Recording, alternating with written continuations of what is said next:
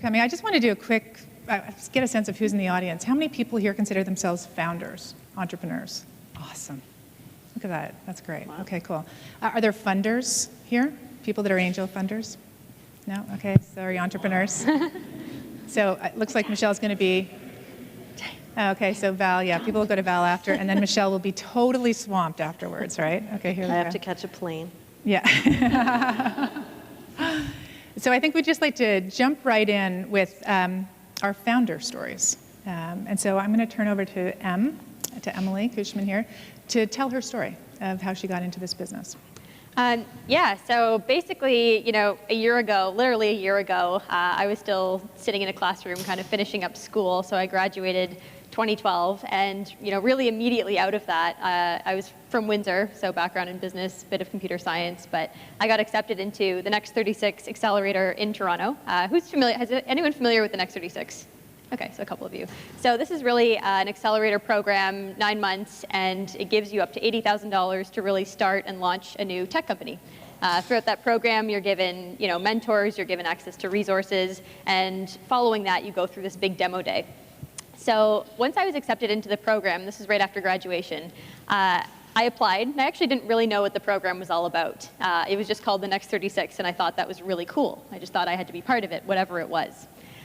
So as part of the application, they actually made you submit a YouTube video, just kind of a 60-second, why choose you type of thing. And I thought this was great because, coming out of my undergrad at Windsor, I figured I probably look like everyone else who's applying, or, for myself, probably worse, who knows. But I thought the video was a great opportunity to really, say a bit more about yourself, give a bit more into your personality.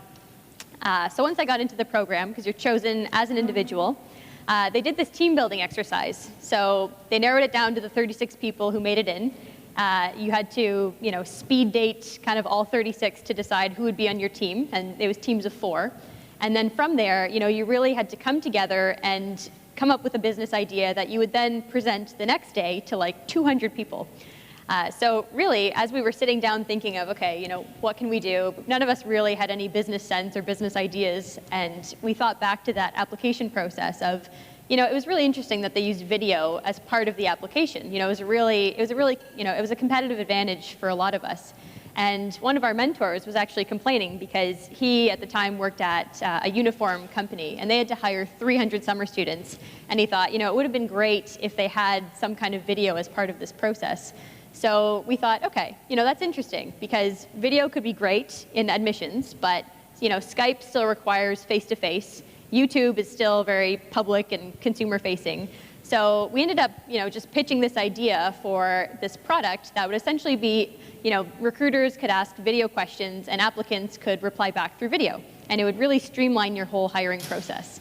So we ended up pitching, the next day, really not thinking too much of the idea, but it had fantastic response. And then over the next couple months, we really started talking to different HR managers, really picking their brains. And, they thought this was great. And, the combination of that and being able to do it on your phone, kind of wherever you are in the world, really, it really helped. So that's kind of how we jumped into it. And from there, we formed Kira Talent, which is, a video screening company.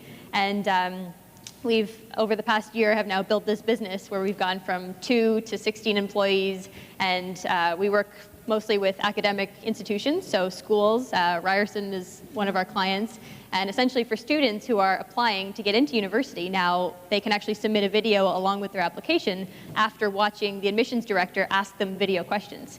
So they get to learn a bit more about the school, they get to say a little bit more about themselves, and because you get applicants coming in from all over the world, it just makes the process a whole lot easier. So, yeah. And money. Once I finished the Next 36 in August, we raised an angel round in October, and that really allowed us to go from 2 to 6 in terms of employees. In January, we brought on board a bunch of co-ops, and right now we're actually just about to close our, Series A type of round. So that'll be announced in the next couple weeks. So very excited about that. So this is the bar, right? Like in a year to Series A. Unbelievable. So thanks for that. Exciting. Cool. Yeah. So what do you think about that as a funder? Well, I have to tell you that back in the day, yeah. a little older, students now and young people are so lucky. It's you're so fortunate to be an entrepreneur now. Go back 20 years, minor jump. When I started my first business, not in technology, because I was actually in medicine, and they at that time didn't know what technology was. It was very traditional. There were no programs. Nobody talked about being an entrepreneur. If you actually considered starting your own business, you were told, you're nuts. Please, leave the room. We'll send you down the hall for some counseling. You should become an engineer, a doctor, or a lawyer. And that was the rule of law. That's what you did. And so from medicine, I remember the day I decided that I was going to leave medical school was the day I walked into one of the clinic rooms. And in medicine at the time, they started you in clinic right away, which was great. You learn quick, whether you want to be there or not. And that day, I learned very quickly that I really, really like to be on the leading edge of innovation and not on the leading edge of somebody's, table, looking at them and doing stuff. Not good. So when I started as an entrepreneur, because I've done both the entrepreneur side and the founder side, which is a little bit different, more to your, Vicki, to your... My mic sucks. Can we get rid of it? Yes, we can. Awesome. Is this better? Not this one, that one. Yeah. I get it. Is this any better? Yeah. Oh, okay. So I kind of followed a similar path to Vicki from the standpoint that I have played on both sides of the coin, both as an entrepreneur, founder, and also as a funder. And I really took my medical perspective and took that in a whole different direction. I actually went into energy technology. So I built a solar panel manufacturing company using a technology out of Germany. We built and sold that company to a California-based company. And, very interesting experience at that time. Again, very early on in a space that nobody knew anything about. Very leading edge innovation. We were building solar panels that would sit on a roof like this. And, but again, very leading edge and very innovative. Not a lot of people wanted to give us money. We raised $2 million to support the development of that company before it was sold. That $2 million came from angel investors. The VCs and the private equity guys wouldn't touch us with a 10-foot pole because we were a little too advanced for them. And we went on, my team that I had done that first company with, we actually went on and we did that 2 or 3 more times in both technology industries related to the energy sector and then outside of that. And then in my last company that we again sold, the investor in that company decided to invite me to the dark side. And I went and I worked in merchant banking and venture capital for about 10 years. And I invested in energy companies, traditional energy companies, and in the technology space surrounding those. So everything from IT to environmental, building walls using recyclable materials. And got the other perspective. And it's interesting when you come from being a founder to now having to part with your cold hard cash and being held accountable to other investors for that money. And so it was a very interesting time. And then by extension of that, moving on to set up some accelerators that we thought would help us with our business as an investor, as a financier. And at the end of the day, I've come back full circle, and we've founded another energy technology venture capital fund to do both of those things. So we incubate now entrepreneurs looking to get into the energy technology space, and we finance those companies right from the founder all the way through to a Series C round. So, $15 or $20 million at the top of that. And we work with the corporate sector to make that facilitation, to your point about wanting to talk to your customer first, to make that facilitation happen with those technology companies in a unique space. So I'm giving you the Coles notes. There's lots of gory details in between you don't need to worry about. So on that, what makes a good incubator? Oh, loaded question. Well, there's so many out there. They're all over, right? And everyone's like, I'm setting up an incubator. I'm setting up an incubator. Yeah. This happened like 12 years ago. So we had the first public incubator in Canada with my company. And then the market crashed and everyone went, incubation? What a joke. That was the stupidest idea ever. And I'm laughing, right? This is what happens when you get older. You see things like repeat themselves. And so here we are again with everybody starting up incubators, and I'm waiting to see what's coming. So what makes a good one? Yeah, it's very trendy. It's very trendy. So I have my own, I'll give you my perspective. That's So I actually think a really good incubator is a place where you've got the water cooler in the middle. Yeah. And you've got a combination of entrepreneurs with great ideas that are actually being driven to build those companies. You've got a time frame by which to do that. In the energy space, it's significantly longer than in your space. Energy sector companies take about a year to really get to the prototype stage. But really, the water cooler, you've got the entrepreneurs, you've got the investment professionals, the angels, typically at that stage, angels or early stage venture, and you've got corporate partners that are going to be able to drive traffic in terms of customer. And really, you can bring in the networks, but those are your three core components. Just like building any great company, you need your core elements, and those would be the three, I would think, to make it work, it work properly. So Emily, on that note, you're in an incubator right now, and you came from a program that had a ton of resources at the Next 36, and you could reach pretty much any person in the country you wanted to through your network, right? With the Next 36, but you decided to go into this incubator at the Digital Media Zone. Why did you do that? Great question. I mean, when we came out of the Next 36, the Next 36 was a great program because it connected, university students with zero or very little entrepreneurial experience when it comes right down to it, bridging you to actually starting these companies, which was great. So it was a great bridge. When it came to the DMZ, so we finished the summer in August, and we thought we knew everything. We were ready to take over the world, and there was just two of us. It was myself and my co-founder Conrad. But then reality sinks in once you're out of the incubator, and then you kind of realize, oh my gosh, this is every day now. This is my job.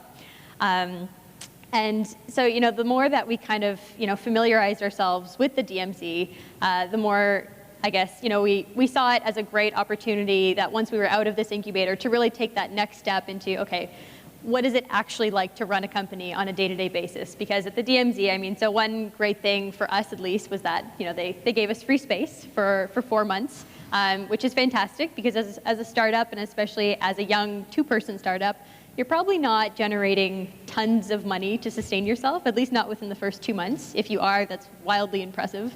But we weren't. So the DMZ was amazing in terms of giving you space to move in. You were really in this great environment with 50, 70 other startups that were kind of either at your stage or a lot further, and everything in between.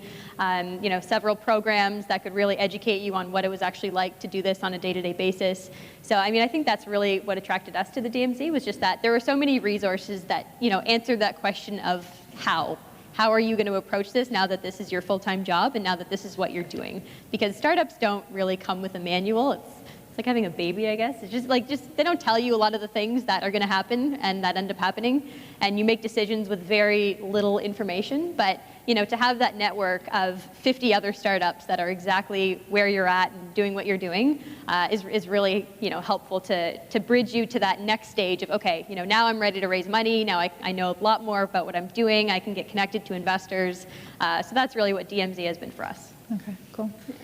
So one of the things that I think was on the initial invite for this event was the question, where are all the female funders and founders? This is a pet peeve of mine for a long, long time. This question is painful. So about just over a decade ago, I was running, I actually found myself having a venture capital fund. We had a company that went public. We raised a bunch of money to support the next generation of entrepreneurs. And in the first 3 months of having this fund, I had 400 applications for funding, and only 3 were from women. And I thought, I just busted my butt to get this fund, and I am going to have to invest all my money in men. This is going to make me crazy. Where are the women? And so I sat down with some of the women in my organization and said, what are we going to do about this? So we came up with this idea to create the SheEO competition. And it was a $250,000 investment in a young woman under the age of 30 for a business idea. And honestly, it was really, really hard to find people to apply because it was so much money. It was $250K. They had to actually go for the big idea. They had to be a high-growth business. And so we ended up doing all these boot camps and stuff to get people excited about the possibility for them and coaching them on how their idea could get bigger. Fast forward, 12 years. I spent a bit of time at Mars when I came back from Silicon Valley, and we did a little survey on the number of female founders in the Mars portfolio. And so there are three different, there's clean tech, health, and then ICT at Mars, three different groups. And in the clean tech group, it was 1% of the portfolio was female founders. In health, it was 2.5, and in IT, it was 5. And I'm like, oh my God, I think that's even worse than it was 12 years ago. What's with that? So here you go, here's the question. Like, where are they? What's up? You're asking, I have no idea. Over to whomever. I'm looking around the room. Yeah, there's a bunch here. I mean, I think, honestly, because startups are becoming more prolific, because there's a leveling of the playing field, let's say, with respect to starting up a company and being entrepreneurial and it being okay for you to do that, I think the rules of the game are changing. And okay, I'm a girl. I've never really looked at building a business as, well, I need more women or I need more guys and in venture capital, you're working with guys. I mean, there are three women in venture capital in Canada, maybe 5, but no more than that. It's more in private equity, but they're hiding.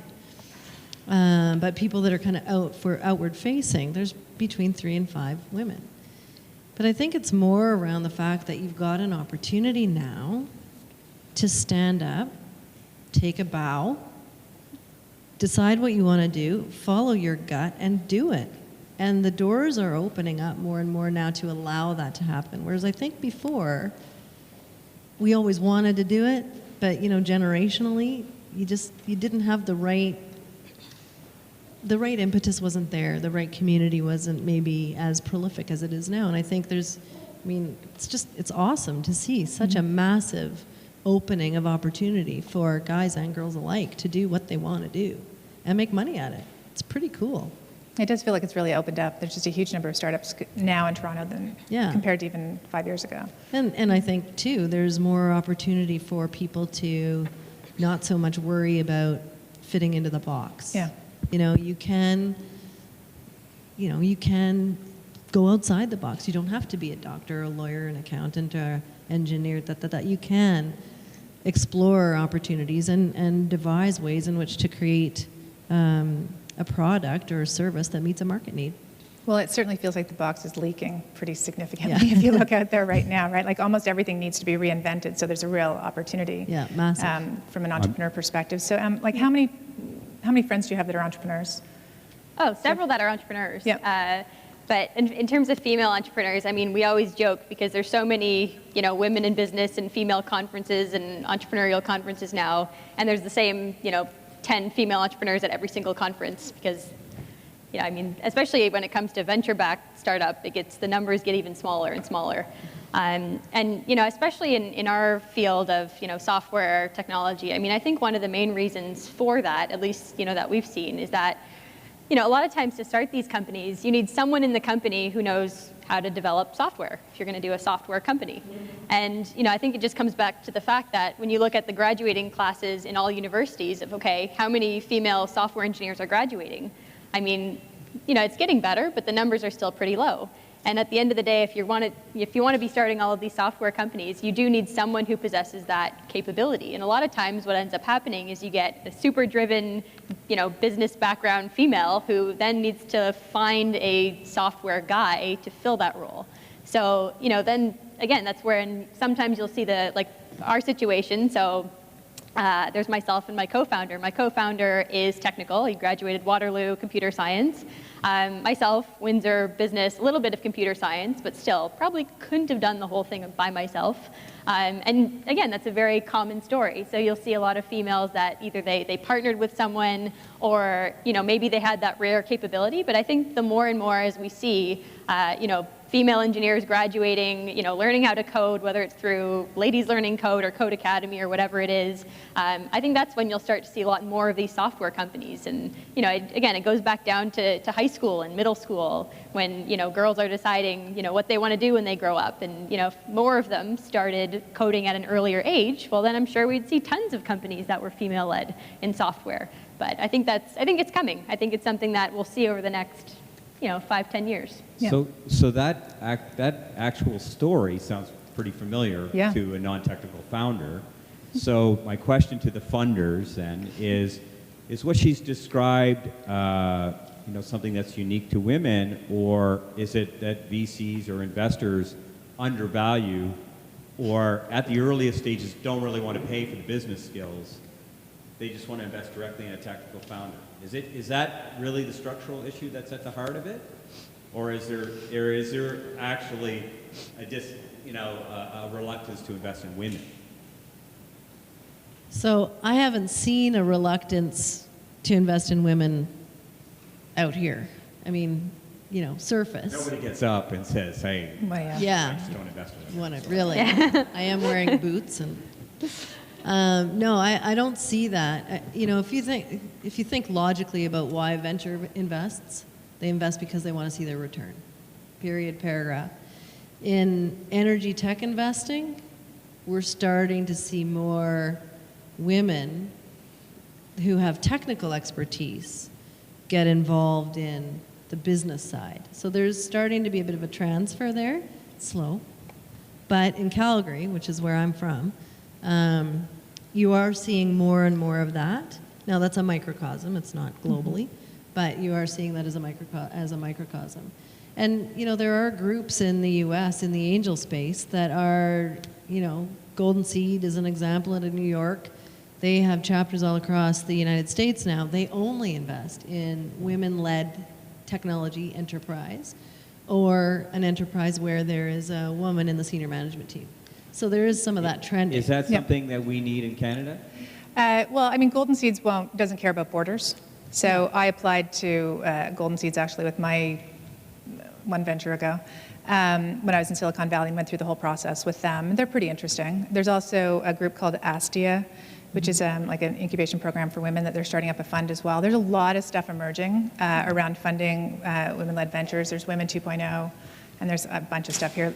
Heather Payne is doing a great job at Ladies Learning Code and HackerU, and really trying to get a lot more people into the space. Sheena, I see over here, is doing some good work in the space, getting women entrepreneurs supported so they can get to a funding space. So Sheena? Sheena, yeah. Hi, everybody. My name is Sheena. We own a platform called Making Shit Happen, if I'm allowed to swear. And our purpose... and our platform really helps women go to that next level. So take your idea and blow it in the water. And are you based with one of the accelerators, or you're on your own? Yeah, Okay. And by the way, put your hand up if you would like to ask any question. Typically, we try to have as smooth as possible. Who else is a founder that just wants to quickly tell us about what you're up to? Amy. Anyone?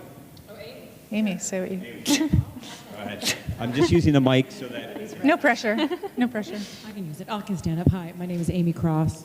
Yeah, my name is Amy Cross, and I'm a founder of a site called Vitamin W, which is a media platform for women for news, business, philanthropy, and change in tech. It's based out of New York because I'm a journalist who's worked in Canada for many years, but back in my home country, it's a bigger market. So we've been up for about 6 months. We had our public launch a while ago, sold out O'Brien. We're adding different sort of business divisions. We're just slowly growing.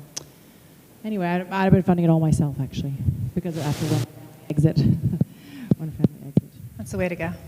But actually, I went to San Francisco last week to talk to some other nice, Good. big, deep-pocketed ladies.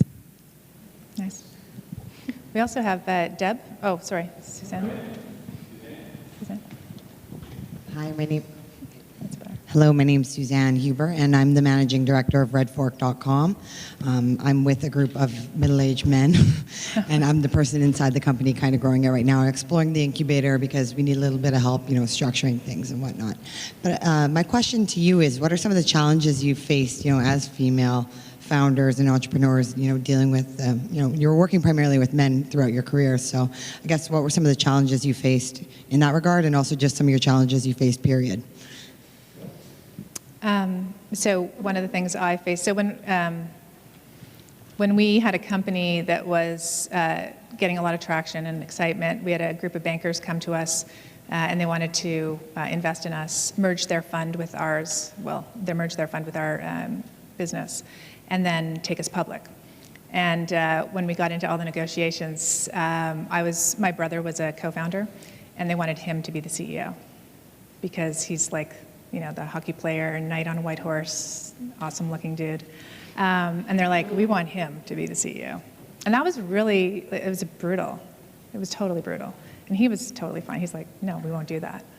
But it was hard to hear that, and it's because there's a certain, they're looking for a certain, thing, and it's likeness to what they know, what they are. And I'm clearly not of the sort of venture capital DNA.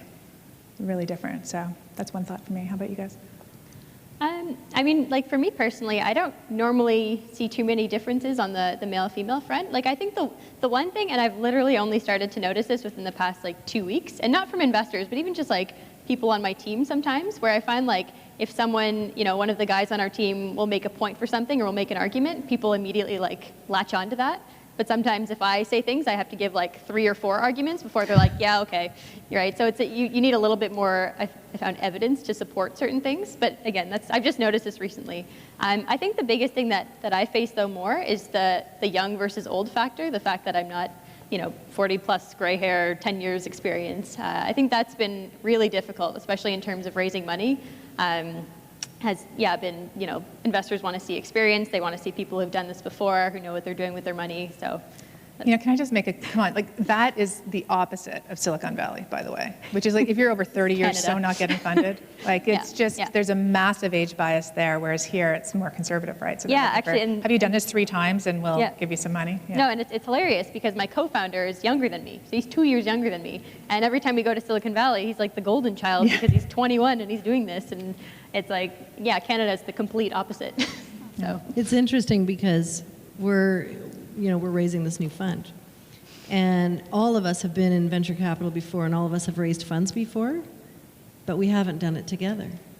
So we're actually considered a startup with 3 first-time operators, which is very interesting. And just to play on your theme for a minute there, with respect to the differences, you do in the finance space, you do see, I'll be honest, you do see the difference.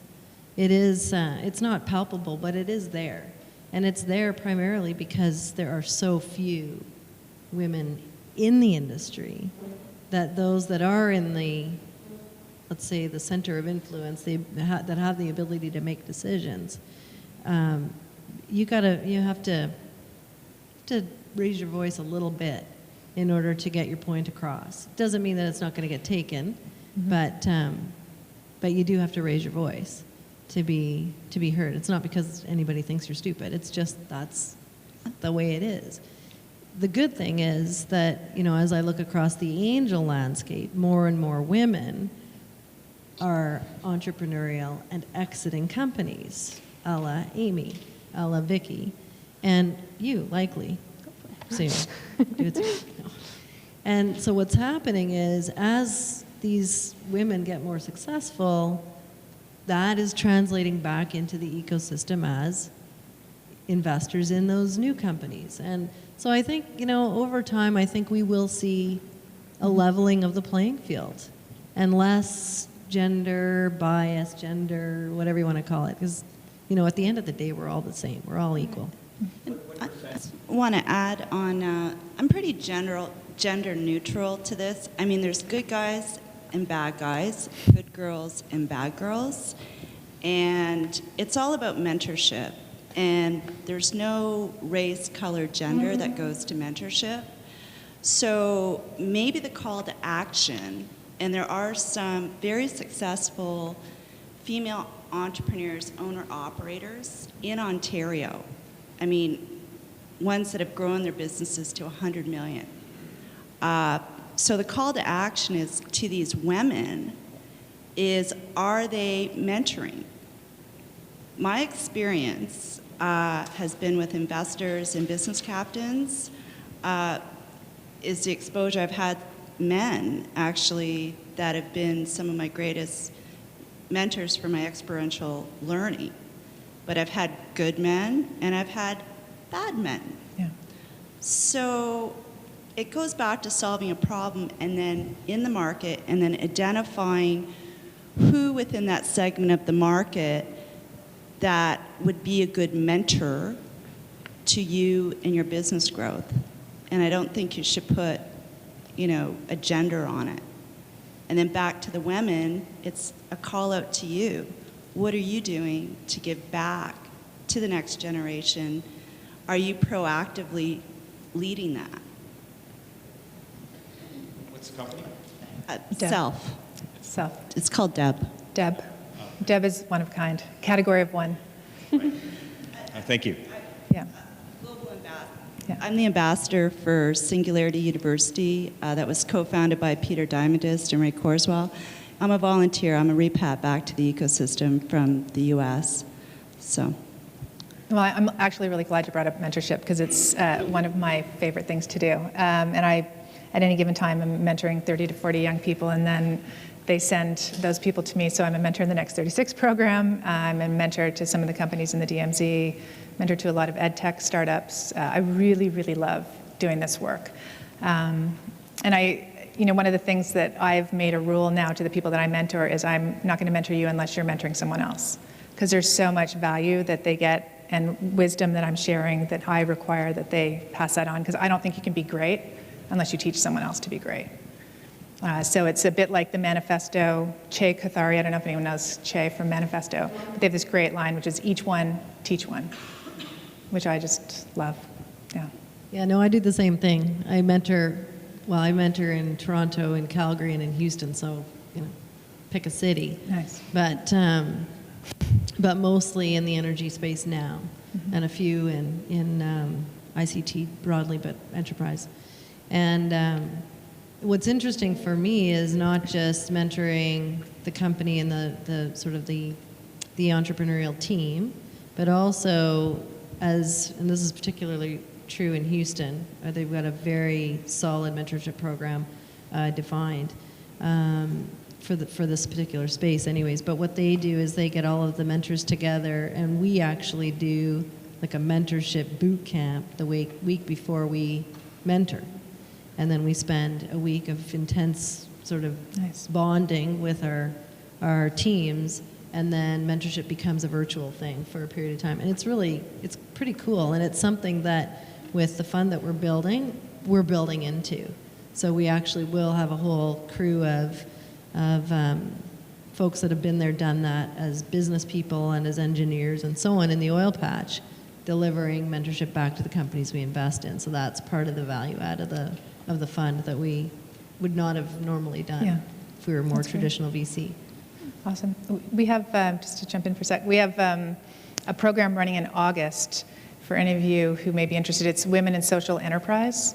So if you have a strong social impact business with a potential sustainable business model, we're running a 1-month incubation program where it's funded by 10 women who would not consider themselves angels, who are each writing a check for $5,000, and then that $50,000 pot is going to go to the sort of top 2 ventures voted on in the cohort by their peers. So the peers will determine who they think the 2 are with the strongest potential for success, and they'll each get a $25,000 grant. And that's running out of the DMZ, so let me know if you're interested, and I'll send you some information. Yeah. Would there be money going to other country after? Talk to me after. We'll see. Yeah. Cool. Sorry. Oh, hi, I'm Natasha. I'm an entrepreneur, and I have a startup, and I just have a comment and a question. My comment is I lived in San Francisco, in Los Angeles. I was a successful Silicon Valley publicist, and now I'm an entrepreneur. My problem in San Francisco and LA and even here in Toronto, is I went to Astia.org. Astia? Astia. And I found it very expensive just to be a part of it. And so all my money went to hiring programmers. So that's why I couldn't join them. And then Women 2.0, I was too advanced for them, so they really wanted beginners. So here I find myself always alone. And I went, I've had many meetings with angel investors. 2 of them, the guys were kind of hitting on me. And the one guy was holding my hand at the end of the meeting. So it's very frustrating for me. So here's my question. My question is, I have my website launched. I'm pre-revenue, but I have about 3 people that are interested in advertising on my site. But I just can't get to that next step. And I don't know if I should go for an angel investor or should I build up, it's a social network that I have, should I build up more members to gain more leverage and do it on my own, or should I just go for an angel investor now? Because it's starting to get expensive to maintain everything. Mm-hmm. So I'm kind of in the in-between stage. This is your mentorship possibility. Yeah. I mean, like, I think, you know, it all comes back to, like how many people want to be on your site, want to be advertising on your site. I mean, the more users, the more customers you have, that'll drive the angel But how investing. many? Because I have about 5,000, but I know that I need 100,000 members to really have advertisers kick in, you know? So out of the 5,000, so this is like 5,000 paid advertisers on your site? No, I have Users. 5,000 members, just people using it, and Yeah. I'm starting to increase my members from like 2 to 300 a week to 500 a week, 500 women a week signing up to my site.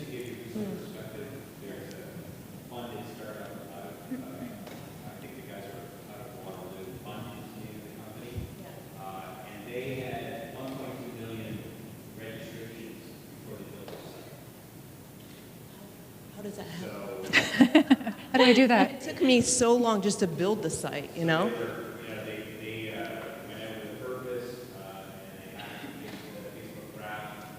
So, that's, I mean, there's a great blog post that says that I forget who the author of it is, but it's like 10 million is a new million.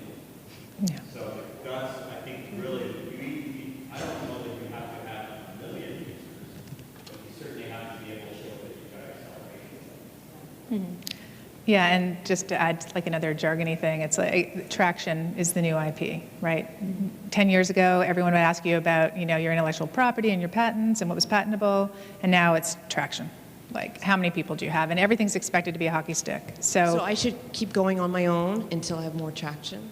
Well, you'll find out pretty quickly if people aren't interested. They're going to say, bring us more. You can just go out and ask for advice when you're looking for money, and everyone will probably tell you that you need more people before they'll pay attention, right? Because they need to see that you're actually going to be able to get to revenue profitability with the money you give them. So, but if they think, you're at 5,000, you really need to get 100,000 before you can be profitable, or $1 million to be profitable, and they're going to put this money into you, and that money's not going to get you there, then it's a black hole for them, right? So they want to know that you're on the path to that. Yeah, you have to be able to show them that you're going to be able to get to your numbers, and that those numbers translate into a monetary return for you and ultimately for the investors if they're going to put money into your company. So the bottom line, whether it's hockey stick or it's, kind of bumping along, in your case, you're going to need to show that there's enough stickiness on your site through your network that you're going to be able to consistently drive revenues. Mm-hmm. And I guess that's ultimately the goal. Yeah, and just like one thing to add, and like on the plus side, if you can get people, on your site and wanting to pay, and you get customers, like even if you just get a few customers that are just extremely happy with their experience and the product and everything, sometimes even that can be enough. Like showing a really strong user story of someone who, they went through the product, it was an amazing experience, and then being able to communicate that to investors that, okay, this is what happened. I know it only happened 2 or 3 times, but this is how I can make it happen 1,000 times, right? Like it's easier to kind of paint that picture. So I think that's. Oh, thank you very much, because I have my first, so thank you very much. Thank you. Mm-hmm. I've been a member of the CanWet Toronto mentoring system. CanWet, just a plug, they don't pay me.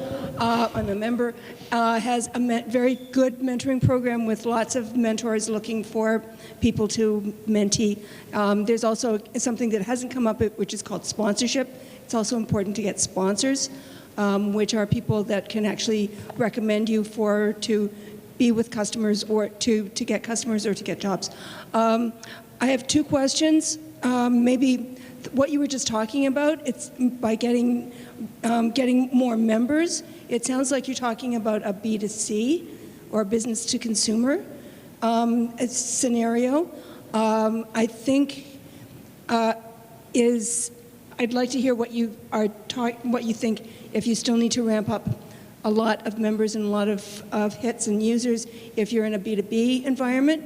And also what I found and what people that I've talked to have found is that women tend to leave either the startup or the tech environment after 10 years or when they have kids, and it's really hard to get back in. So if you can comment on any or all of those. Yeah, sure.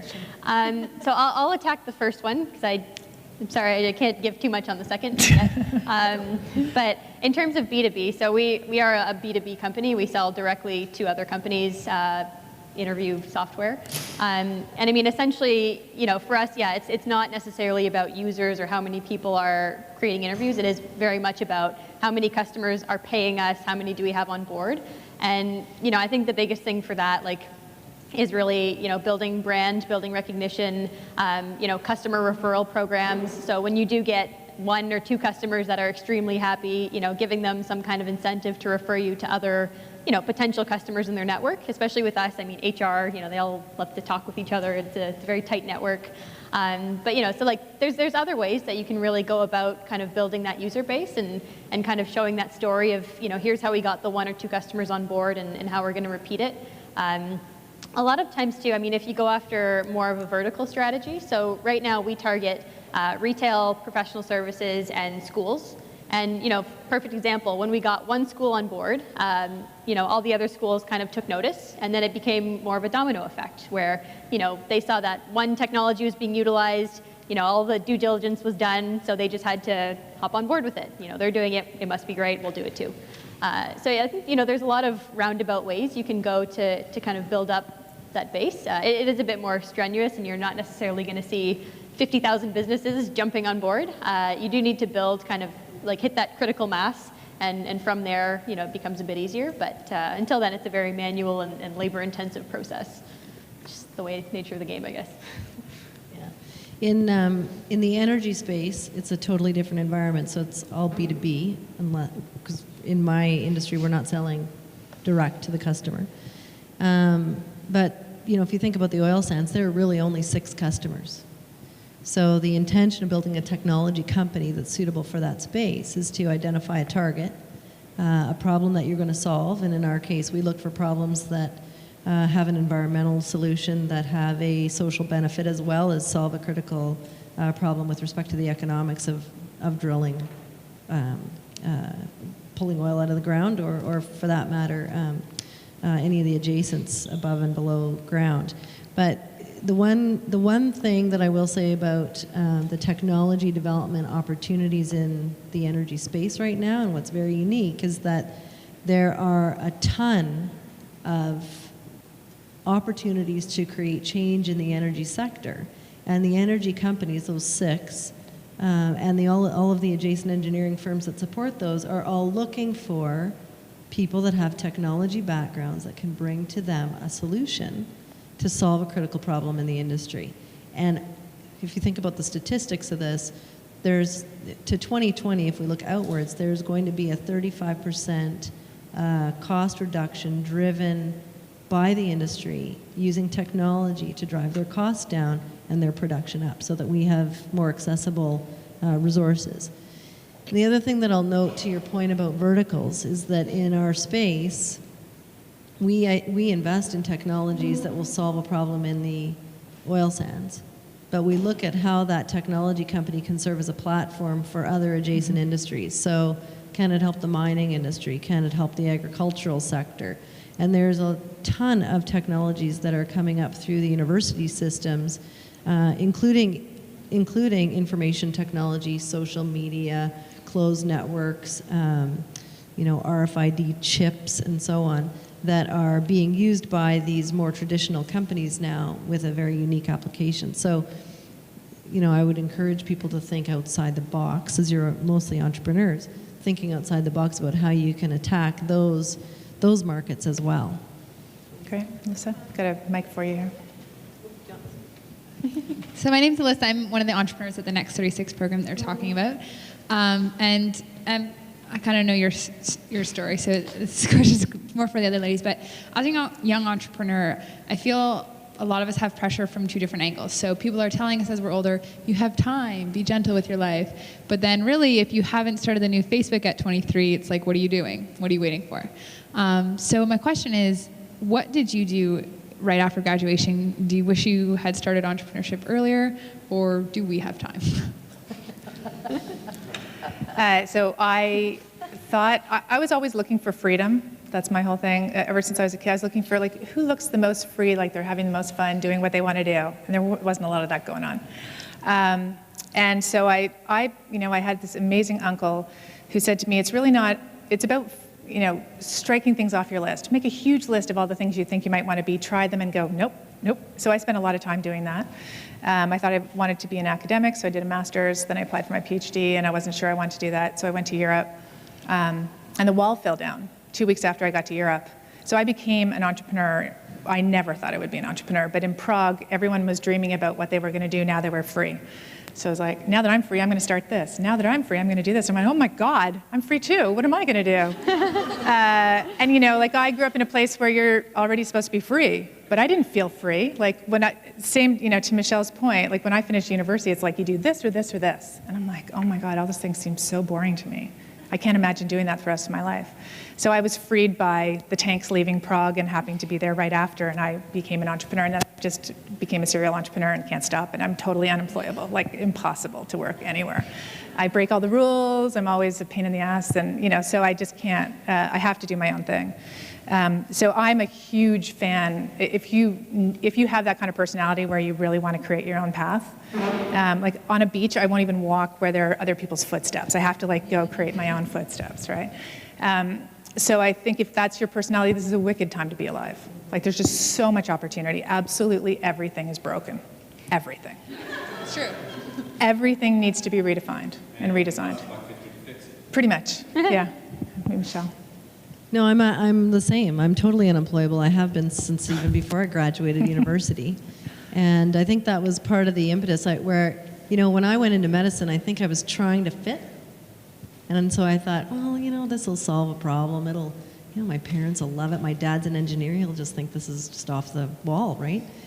And so, thankfully I was a fairly fast learner. In other respects, not so much. But I was a quick learner in terms of being able to make a mistake that I felt was a mistake and adjust and go, don't really want to do that. And I mean, this will sound really funny because now I invest in technology and I love the leading edge. But my first business out of university was a massage therapy school. Cool. I was in medicine. I knew how to educate people about anatomy and physiology. And a buddy of mine was he wanted to build a massage therapy school in Calgary, which is where I graduated. And so he asked me if I would help him write his course curriculum. I'm like, well, how hard can it be? It's a course curriculum. How much do you have to teach? How many hours? We made it up as we went along. We sold it to the Alberta government, and then we were the first massage therapy school in Alberta. It was hilarious. And I thought, this is kind of fun. I can do this again. But I don't want to do it in massage therapy. I want to do it in something really cool. Solar panels. Well, this will be fun. So, you can see, and it's funny because, again, you hear people, and you'll hear some of the older generational investors say, well, you haven't done this for 15 years. You haven't done it for 20 years. At the end of the day, really, what matters most is your ability to stick to your goals, to create the opportunity, and then to see that opportunity through. And, to Deb's point that she made earlier about using entrepreneurs or using mentors to help you, there's lots of resources available now that make it so much more palatable and so much easier to find the right people through these networks that can support your vision. And you'll know quickly whether it's a good vision or a bad vision, and then adjust. If you're going to be an entrepreneur, you need to be flexible and you need to adjust. And it's, you know, it's a great time right now. I just think, wow, and you're right, it's all broken. Yeah. So much opportunity to fix it. It's amazing. Annie, do you want to tell people what you do? Anne? Oh, you got someone here? Sorry. That's right, I didn't see. After, get chapter. Sorry, I just wanted to get back to the question of where are all the female founders, and maybe answer the second part of the question over there. I think, you know, a few months ago, I had an idea and then started asking people for advice what they thought of the idea. And I was very close to not taking that step into actually doing something about the idea. Because I read up a whole bunch of blogs, you know, Paul Graham, and it was all about you have to be 22 and you have to work 24/7 and, you know, you need a co-founder. All these barriers that, you know, if you're a woman starting out over 30 at least, it helps if you're younger. It just stops you in your tracks. But I went to see I'm also a part-time MBA student, so I went to see one of our professors, and she said, you know what, don't worry about that. Create your own path. Like, you'll be the new type of entrepreneur. You don't need to be part of all of that. So, so really, I think that's what's holding women back. It's that there's this stereotypical entrepreneur, and he is, you know, 20 and codes night and day, and that's how you build Facebook. But it doesn't have to be that way. And the other thing which helped me, I also have a son who's going to be turning 1 in 2 weeks, is that you need to have support. There's no way I could have done this without having a supportive husband who's actually going to be staying at home and being a staying-at-home dad. And so it's the choices we make, I think, and it's really hard to say to women, like, oh, you have to choose between being a mother and founding a company, and so we have to find ways of making both happen. So, yeah. I want to just give her a clap. Those are very important issues that awesome. I think are very present in the room, but thank you for bringing them up. That was great. Somebody over here.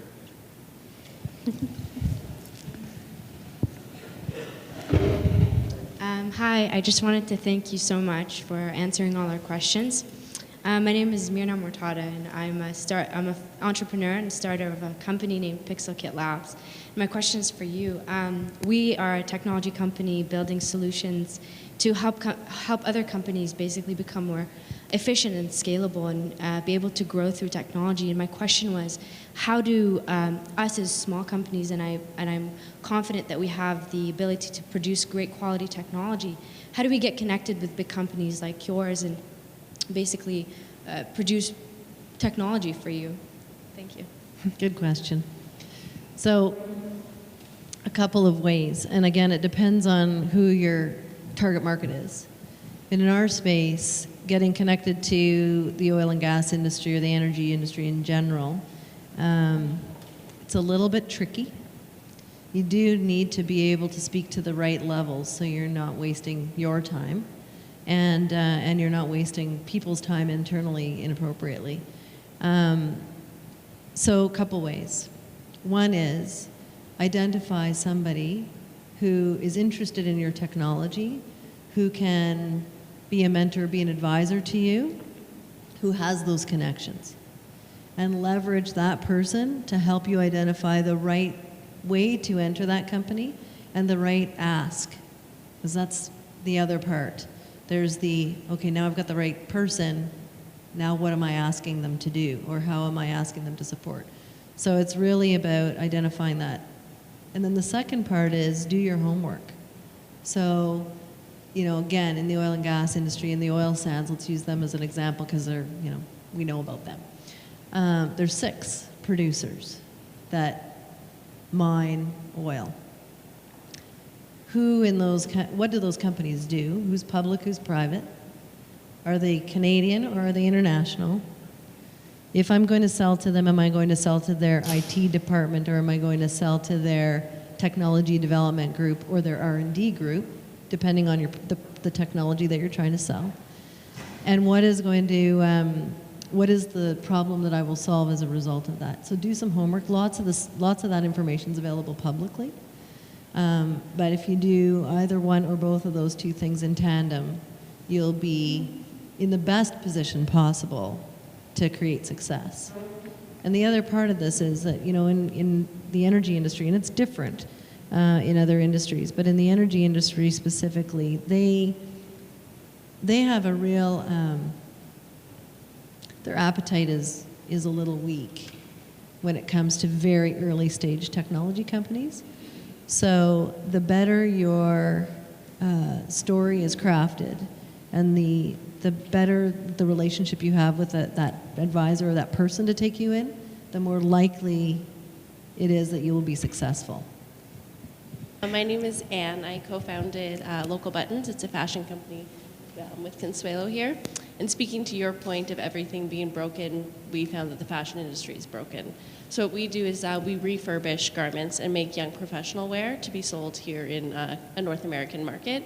But what we do that's a little bit different is we work in Haiti, so we source all our garments there, and we upcycle materials into young professional wear, paying a fair wage. In Haiti, and we're currently, we leave for Haiti tomorrow, and we're building a factory there. So it will be solely our production, and we can control everything that goes in, everything that comes out, and making sure that our social mandate's upheld. Thanks. This is more a comment and to extrapolate on what Michelle said. So fundamentally, don't get tripped up on, I can't find mentors, or entrepreneurship is way too much work. At the end of the day, you're building a sustainable business. And the reason you're an entrepreneur, or maybe you're a wantrepreneur, there's a big difference, okay? Entrepreneurs feel pain.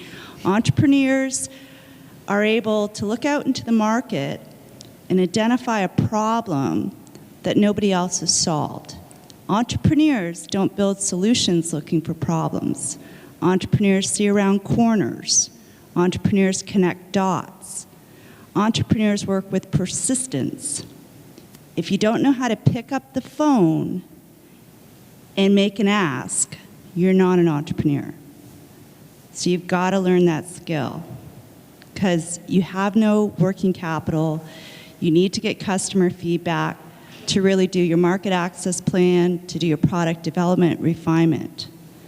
So forget about, I don't know if I can find support, or it sounds like a lot of work, or if you're already saying those things, then what you're really saying to yourself is you're an entrepreneur. Entrepreneurs feel pain. They see pain in the market that they want to fix, and they feel pain in trying to fix it. And they want to build a sustainable business, even if there's no outside capital. Okay? So that's what it is. You got to self-select. Because if you don't do it, nobody else will. They won't invest. The hammer. My question to you is, I find that myself, when you're starting out as an entrepreneur, I feel really challenged, but also inspired, and I'm very resourceful. And I'm finding I'm spread so thin because you're doing so much. I have few interns working part-time, and I make sure I give back to them in various ways. Mentorship. You were saying earlier, did you have mentors when you first started out? How did you find mentors? I know I'm very resourceful now, and I'm getting mentors through Mars, but not always in the right space, like clean tech, not me. So I just want to know, when you started out, how did you look for them, and what's your advice today? Sure, I'll start. So I had this, I mentioned my uncle previously. He was just this genius mentor, I guess, or I asked him the right questions. I don't know how I asked him the right things, but he was a main mentor to me. And there were, those first people that say yes to you were the ones I held on to super tightly. And then they helped to introduce me to others. And so one of my favorite, when you meet somebody who gets what you're talking about, and there's a ton of people who don't, right? But when you meet that person who gets what you're talking about, the question I always ask is, who are the 5 other people like you that I don't know yet? And that's how I build my network. And it's way easier than constantly spraying all over the place, talking to a million people who don't get it, because it's so disappointing. You're constantly getting this what are you talking about? I have no idea what you're talking about. But the people who get you will know other people who will get you, right? And really use that. Mm-hmm. Yeah, and I think at least to start off, and I think this is really where all that talk about accelerator programs comes in the picture. That's really what they're there for, to connect you with all of the resources that could potentially, be long-term mentors. And I think the other thing to consider with mentorship is that, because you do meet and you do talk to a lot of people on a daily basis, and you might not know which one out of those people will end up turning into a great mentor. Because I think a lot of times when people say, oh, I'm looking for a mentor, they're thinking that it's an overnight process of, I'm going to find them and then we're going to be best friends and we're going to talk, every day, and it's going to be great and they're going to help me, and, but it's a long process. It's something where, some of the people now that we talk to, on a daily, weekly basis, I never would have thought in the early days that it would have turned into that. It was kind of something where, we might have met with them once, they gave some good advice, we kept in touch. We gave them small updates as to what we were doing, they got more interested. And, the more that kind of flourished, then they became more formal mentors. But, I think it's not always who you expect, but, it is a longer process to get that. I don't know. Yeah, no, I think you're absolutely right. It's kind of like getting married again. Because when you have a mentor who gets you and who's prepared to, give you their all, that's a person that you want to hang on to. And it's a trusted relationship at the end of the day that you want to build. So like your friends and so on, you really do want to have people that you can trust and that you can rely on to help you get to the next level. I fell into mine. I'm part of, one half of my family's engineers, the other half are entrepreneurs. And so, I have a little bit of that background flowing through. But I fell into mine actually raising money for a charity. And this guy was very, very wealthy Vancouverite who saw what I was doing and liked my style. And he asked me a little bit more as we moved through we were raising $10 million, I think, for a charity. And he liked my style. He liked what I was trying to do, the things I was trying to do, and how I was integrating with him. He was significantly older than me, in building this charitable organization. And that's how he decided to mentor me, and he was one of the funders in my first company as a result of that. But it was fortuitous. It was not planned. And it wasn't until after that I started planning. I need a few more of him to help me get to the next level. And then, he opened up his Rolodex and so on and so forth. But, you are at the end of the day building relationships. And when you're in business, as you all know, you're building relationships for the long term. That's what it's all about, whether it's with your social network or whether it's with your oil and gas company that you expect is going to have a 20-year life on your contract. So it's all about the relationship at the end of the day, and it's the same with those mentors. And I think also one quick thing to add is look outside of the Toronto area too. I think one thing that we started to see, especially now, not necessarily when we were starting out, but now as we're going to more conferences in California or in New York or just kind of out of the city, you meet a lot of people there too. And sometimes, you might find an advocate for you at a conference that you meet for coffee the next day, and they might have a great person in mind as well. So my co-founder is now being mentored by, one of the VPs at LinkedIn just through a conference that we went to, totally random, but they have a bi-weekly phone call. And, so sometimes it just happens in the most unexpected places too. And it's not necessarily in Toronto. Maybe it's where, I don't know what space you work in, but maybe there's a certain area geographically where there's a lot more people that would be great mentors there. And just a quick comment to that. The problem is, though, that it would be great to have a female mentor, but you're all exhausted, right? You're like, there's so few, it's hard to stretch everybody, and every time you're just asked, I think, by all of us, because there's, like you said, 3 investor types, 2 angels, 4 entrepreneurs. It's tricky. So I guess we just just ignore the sex first. Yeah, but sort of like parting piece of advice, I think to the earlier point from, what was your name? Kieran. I just love your comments. And, I mentor lots of young people, and I think the thing I find myself saying the most is there is no right answer. There is no path to follow. There's no book to read. You have to find your own path. And so when you read stuff with a grain of salt, right? Like, you have to find what's right for you and trust your instincts and try things out and see how it makes you feel. If you're following a path that makes you feel like crap, stop, right? It seems very simple, but I think it's just really trust yourself, try and find who you are in this, and like work towards your happiness doing what you love. I don't need to say any more. You stole my line. Sorry. No, you're absolutely right.